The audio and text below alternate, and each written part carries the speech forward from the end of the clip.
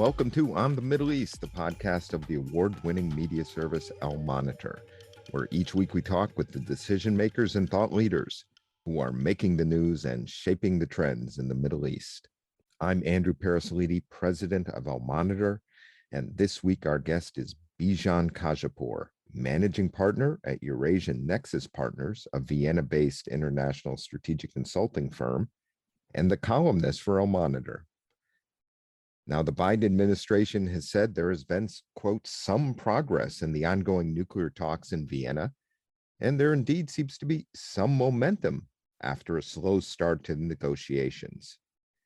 Israel, as we have reported here at Al Monitor, has assessed that a nuclear deal with Iran is likely this year. Iran's economy, which has suffered from U.S. restrictions on Iranian financial transactions and oil exports, would get a boost from the lifting of sanctions if there is a nuclear deal. How strong is the economic incentive for Iranian President Ibrahim Raisi to close the deal with world powers to revive the Joint Comprehensive Plan of Action, or Iran nuclear deal? I can't think of anyone better to address that question than Bijan Khajehpour, and that conversation begins now.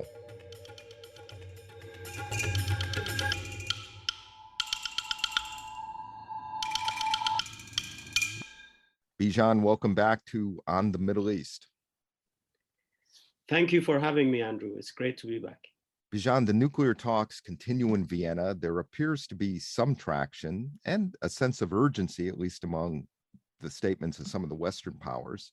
It also seems that there is a powerful economic incentive for Iran to return to compliance and rejoin the JCPOA, if there is the chance to get sanctions lifted to help the Iranian economy. Maybe you could start by giving us a quick overview of the Iranian economy, its challenges, including the impact of sanctions reimposed by the Trump administration in May 2018 when the US exited from the nuclear deal, and how this all affects President Raisi's calculations for a deal in Vienna. Sure. I think the best way to understand the status quo of the Iranian economy is to imagine the Iranian economy as a building that is gradually eroding because of lack of investments. Basically, when the US, the Trump administration, withdrew from the JCPOA and sanctions were reimposed, Iran experienced a couple of years that can only be described with the word stagflation. So stagnation and inflation, both eating into the essence of the economy and also into the purchasing power of the Iranian society in general, and especially the middle and lower income classes. So today, 3 years later, more than 3 years later, we have a situation where the building, the house that I was just referring to, still stands. It's not going to collapse. It's an important realization to know that this house, this economy is not going to collapse. It has enough inner strength and inner capacity to stand, but it is being, basically it's in severe need of investments. And if these investments don't emerge, obviously it will move closer and closer to a position where you cannot utilize it anymore. The economy does not have enough inner strength anymore. That's the situation. Basically, if you looked at the last 2 years, last two Iranian years, the amount of new investments in the economy was lower than the amount of basically depreciation inside the economy, which shows that the content, the inner essence of this economy is being eroded, and that obviously has an impact. Why do I say that? Because to reverse this tendency, to reverse this process of erosion, the Iranian economy will need investments. And part of these investments will have to come from the government, part of them from the non-governmental economic players, and potentially also part of it as foreign investment. And the only event that will allow all these three processes to happen is a lifting of sanctions, because then the government can access its internationally blocked assets. You know that the Iranian economy as a whole has probably close to $100 billion of assets outside Iran, most of them being frozen on international accounts because of US sanctions. The private economy and the non-governmental players can also access their assets, and potentially there would be foreign investors who would then come into the economy and fill the gap. Basically, the stagflation of the past few years will have to be reversed over the next few years. It's not something that will happen quickly, but it has to start soon before the economy suffers, and especially the Iranian families suffer more, and there is more poverty and stagflation in the country. So if we want to put some figures now into this frame, the economy has actually returned to moderate growth.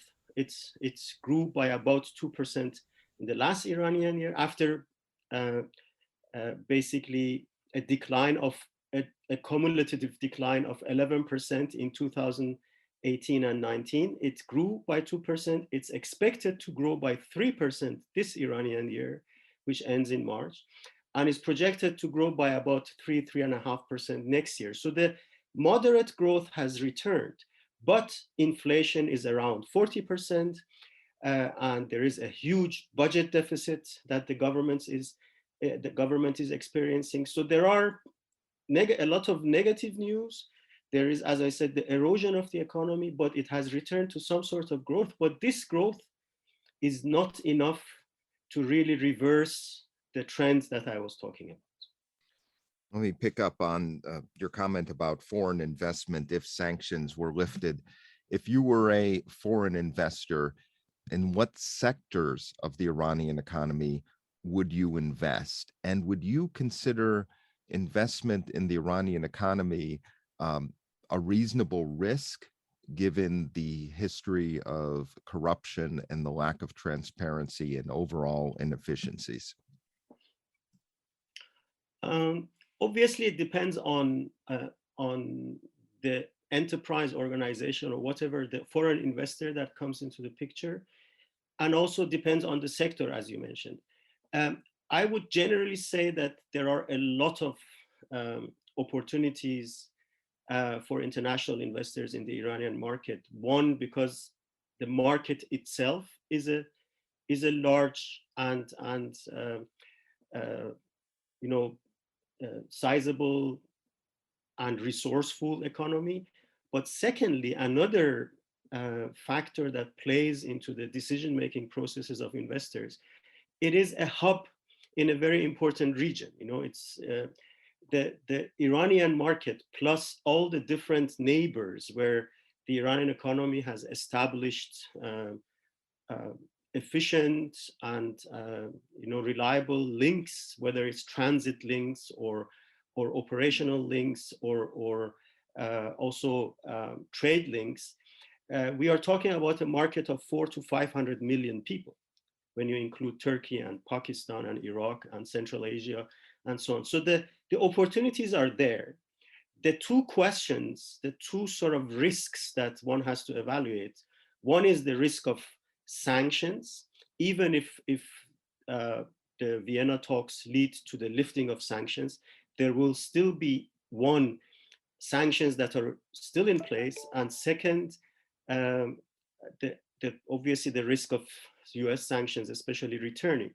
So one, you have to evaluate sanctions, and two, you have to, as you said, evaluate all the internal risks, whether it's corruption or mismanagement or political risks and so on. So it will always be a sort of risk analysis on sectors, but one could theoretically look at some of the sectors that are not sanctioned or won't be sanctioned, like the food sector and the pharmaceutical sector. Both these sectors offer opportunities, And there are some capacities in Iran that could be targets for international investors, whether it's a question of mergers and acquisitions or a question of joint ventures to build new capacities. So opportunities will be there. But my answer to potential investors is always do a risk analysis, look at all the different risks, but don't dismiss Iran just on the surface, because there is a lot more opportunity than meets the eye. Let me come back to a statement you made earlier about Iran's projected budget deficit. You wrote in Amwaj this week that Iran's budget revenue projections may be unrealistic. Even with higher projected oil revenues, there will be a deficit. And you don't see the path for growth and if I understand you, that kind of analysis would be your projection unless sanctions are lifted. Is that correct? Absolutely. I think we are dealing potentially with three scenarios. One scenario is sanctions are not lifted. And in that case, I argue that both the export revenues, petroleum export revenues, and also the tax revenues won't materialize. I mean, the new budget has actually projected a more than 60% increase in tax revenues for the Iranian government in the next Iranian year. And it will be very unrealistic if sanctions are not lifted. So the scenario one, sanctions are not lifted, it will be very unrealistic. Scenario two is the sort of medium scenario. Some sanctions are lifted because of the Vienna talks and others are not lifted. In that scenario, especially if the government can access its hard currency reserves, then some degree of growth is possible. But we should not forget that the Iranian government as a whole is lagging behind all its planned infrastructure investments and all its planned expansions of capacities and so on. And even if it materializes all the revenues that it has planned for the next Iranian year, it will still have to deal with a lot of the gaps that have been created over the past 3 years. So again, in this scenario, it will be difficult. The only scenario where, let's say, a balanced budget could emerge and the government will have resources to actually invest and spend as it has planned is if the sanctions are lifted. And that creates the sense of urgency that you were referring to at the very beginning of our talk. It's very important to realize that to have some degree of a balanced economic development in the country, sanctions should be lifted, not just because Iran will have access to its resources, but also that it can reduce the current cost of trade. Right now, Iranian exporters and Iranian importers have additional costs because they cannot transfer money directly between Iran and the target countries, and because they can, in some cases, not import their products or export their products directly. These additional costs could potentially amount to 10% of trade in Iran. So if we have in total import-export trade volume of more than $100 billion, the Iranian economy is spending $10 billion a year on the costs of transactions. And sanctions would basically eliminate or minimize these costs, and that will be also important to the Iranian economy. Let's come back to that sense of urgency. You know, I mentioned it in the context of the US and Western leaders saying that, time is running out for there to be a deal. Is it your sense that Iranian leaders as well have a sense of urgency for the economic reasons you mentioned? Because they have also touted the so-called resistance economy, that Iran can weather the storm if sanctions continue. As you said, the building is still holding. You've written about this. What do they mean by the resistance economy? Is it all bravado? And how would Iran fare? You laid out one of the scenarios if there is no deal. I mean, what would be the immediate expectation? First of all, I think it's a more accurate translation if we translate the word اقتصاد مقاومتی as resilient economy. I mean, it got into literature as resistance economy and everyone stuck to it. But what the Iranian leaders mean is to create an economy that's more resilient towards external pressure and sanctions and so on. The question is, have they managed that? And the answer to that is to some extent. Not the economy is not efficient enough to deal with some of the imbalances that are created by sanctions and pressure, but it has developed some remedies, if you want, to external sanctions. And one of the responses to that is that there is obviously more and more domestic capacity building.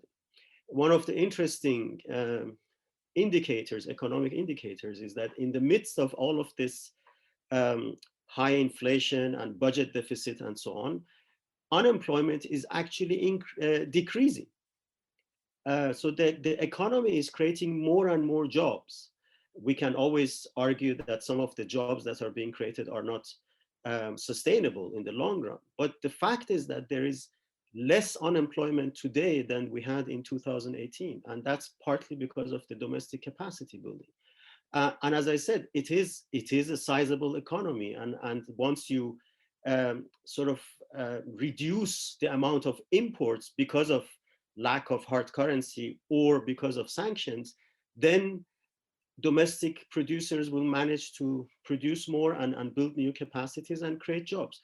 So if sanctions stay in place and if there is no deal, the Iranian economy will try to increase efficiency, because the fact is, and it's actually a very interesting fact that has been in Iranian planning for the past decade or so, but they haven't really materialized that. In the past 10 years, every year, when you look at the sort of breakdown of growth plans, about 2 to 3% of growth plans in every single year was supposed to come from efficiency growth. And there is enough lack of efficiency because of low energy prices, because of mismanagement, because of poor governance, and so on.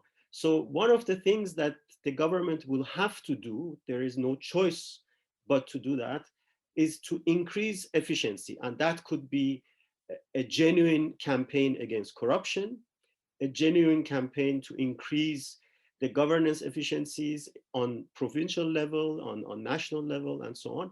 And then, for example, address issues like energy inefficiency by addressing fuel prices, by changing building standards, and so on. So there is still some capacity to generate growth, but it is limited. I mean, it will save Iran over the next few years. Save, when I say save, in the sense of that there will be some growth, but as I said before, it's not sufficient growth. The Iranian economy is an economy because of its demography, because of its needs. It will need growth rates around 7-8% per annum.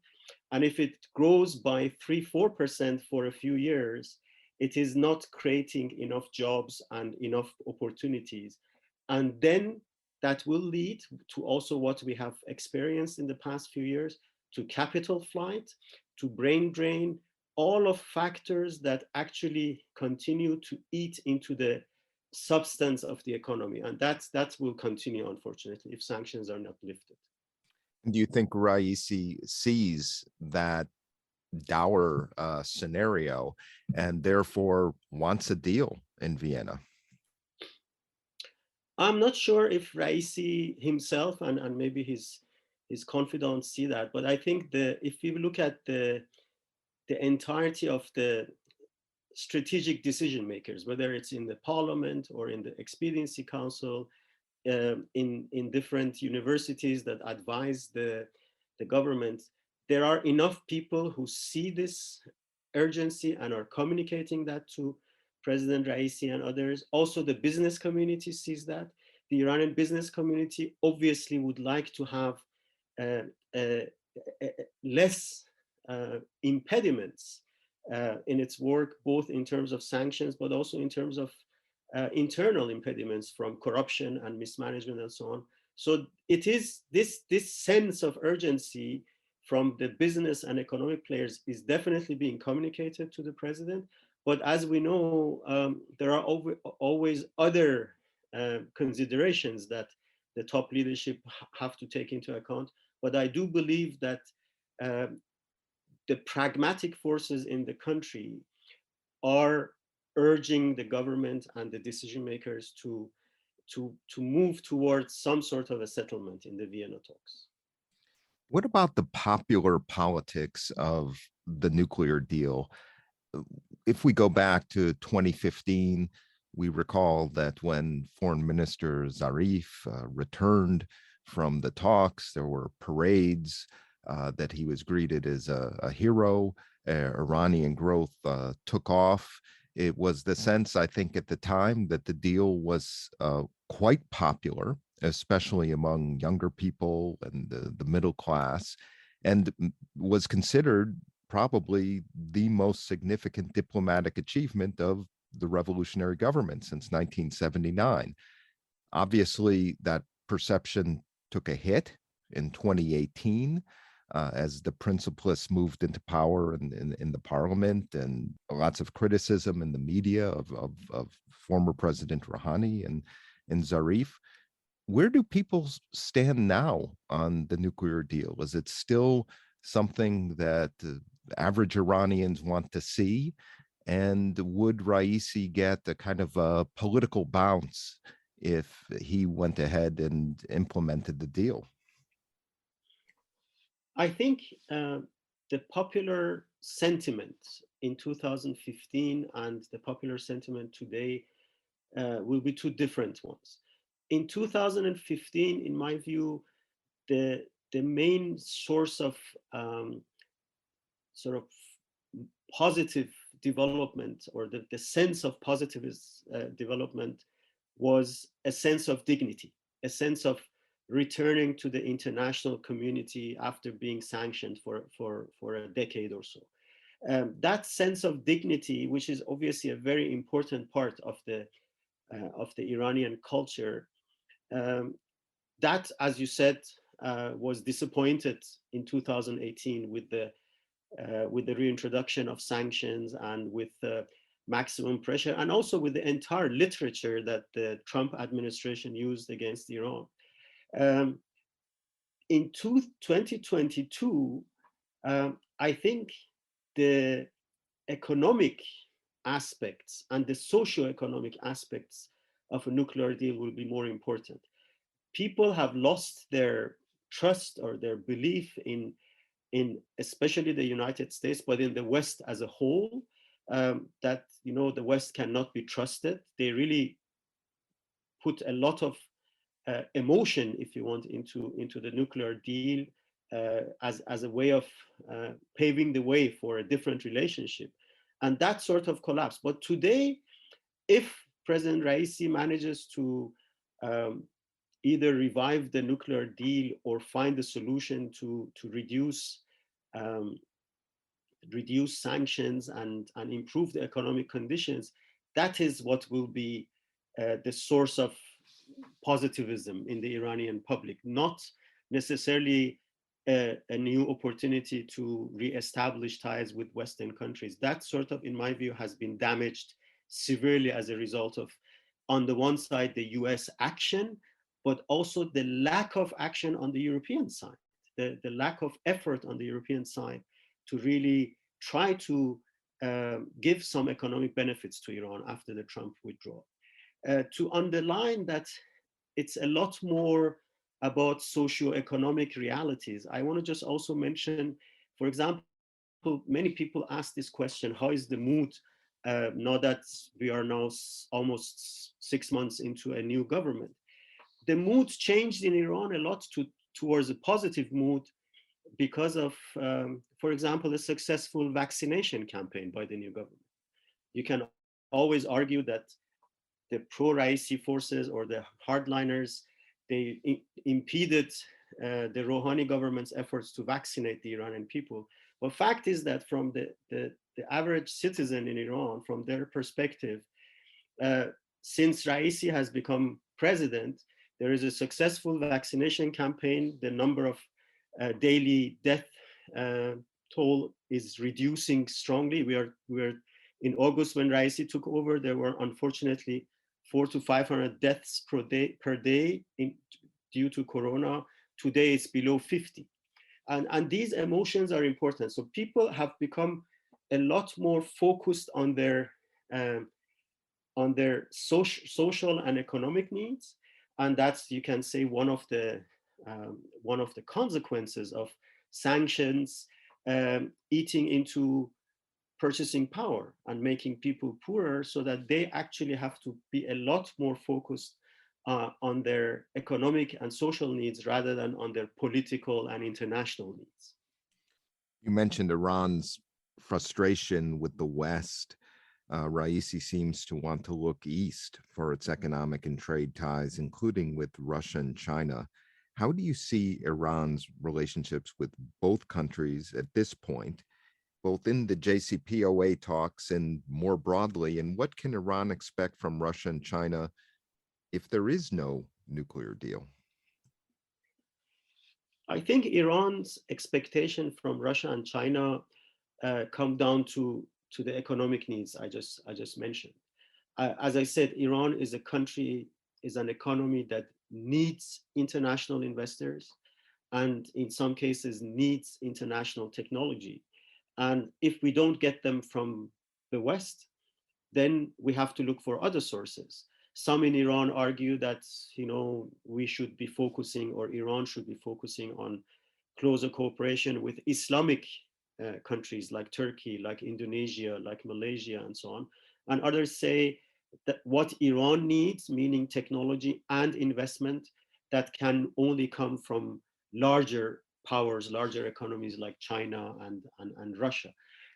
Whether Iran will get it and will be happy with it is another question, because it's not the first time that we would expect Chinese investments in Iran, and some of the past investments from China have been rather disappointing. Whether you look at the petroleum sector or other sectors, especially the fact that the sort of the average Chinese investor usually also brings its own workers and engineers to work on projects in a country like Iran. And the Iranian side, whether it's the government or the businesses and also the people, they expect the foreign investor to create also jobs and opportunities and new markets. And that may not be the case with some of the investments from Eastern powers. So I think right now the choice is more because there is no other choice.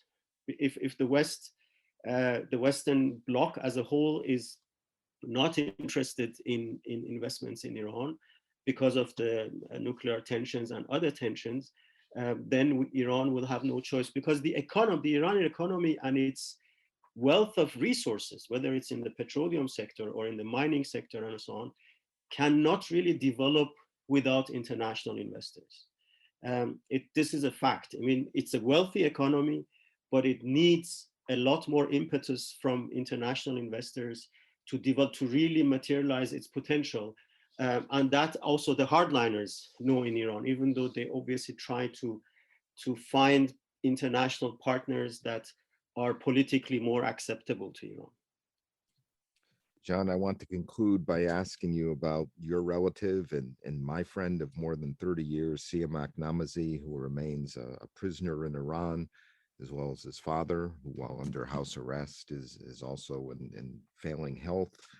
Both are unjustly detained. What can you tell us about their cases, and is there any movement toward their release? First of all, thank you for the question.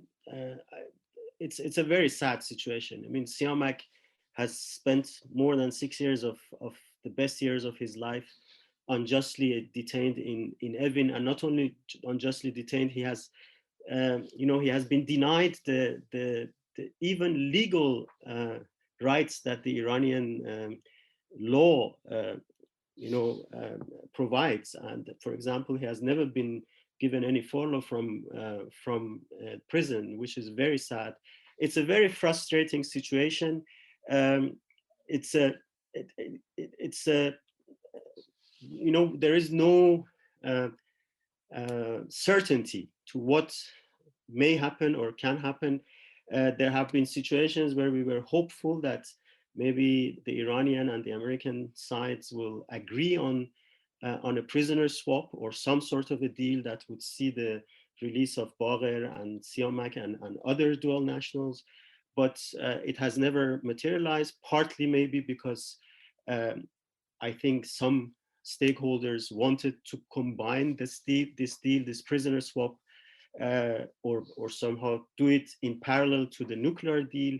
Now that there is a realization that the nuclear deal may take longer, I really hope that all of them come to their senses and put an end to this injustice, because it is an injustice, and it is, in fact, from the Iranian perspective, the worst thing that Iran can do, because in fact, talking about the future opportunities in Iran and the future potential of Iran, one of the biggest potentials Iran has is its diaspora. It's the millions of Iranians that live outside, especially in Western countries, who could help with, investments, with training, with technology transfers. What the hardliners have achieved through these arrests is really to scare Iranian dual nationals from returning to Iran.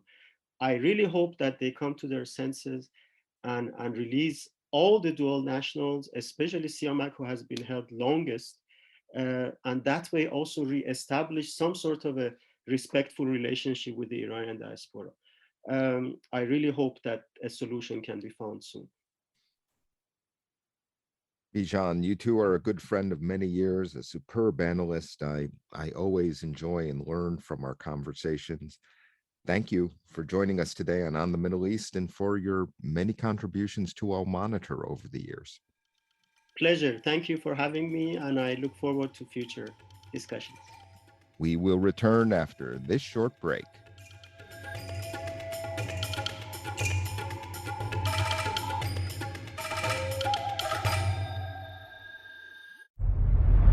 I'm Elizabeth Hagedorn, and I'm the State Department correspondent at Al Monitor. And I'm Joe Snell. I'm Al Monitor's video editor. Let's admit it, this past year has been difficult to stay on top of the news and sift through what's accurate and what's misleading. Let Al Monitor help you. If you care about the Middle East and North Africa, you should consider listening to Al Monitor's audio series On the Middle East with Andrew Parasalidi and Amber Zaman, and On Israel with Ben Caspi. You can now watch our newest video podcast, Reading the Middle East with Gilles Capel. You can subscribe to these series on your favorite podcast platforms. And through a host of free daily and weekly newsletters, we offer a range of perspectives with the highest journalistic standards. You can subscribe to these newsletters at almonitor.com. As an award-winning media service headquartered in Washington, D.C., Al Monitor has a network of over 160 contributors around the world. So if you haven't done so already, be sure to visit almonitor.com, where you can find all of these newsletters and podcasts, along with first-class reporting and analysis. Thanks to our guest today, Bijan Khajehpour, and our producer, Beowulf Rockland of Two Square Media Productions. If you haven't done so, please sign up for our 3 Al Monitor podcasts at your favorite podcast platform. Reading the Middle East with Gilles Capel. Gilles' guest this month is His Royal Highness Prince Turki Al Faisal Al Saud, who will be discussing his new book, The Afghanistan File. And on Israel this week with Ben Caspi, Ben speaks with former Israeli Justice Minister and peacemaker Yossi Beilin. And next week on this podcast, On the Middle East, I will be speaking with the amazing journalist and Yale Jackson Institute Senior Fellow, Janine DeGiovanni.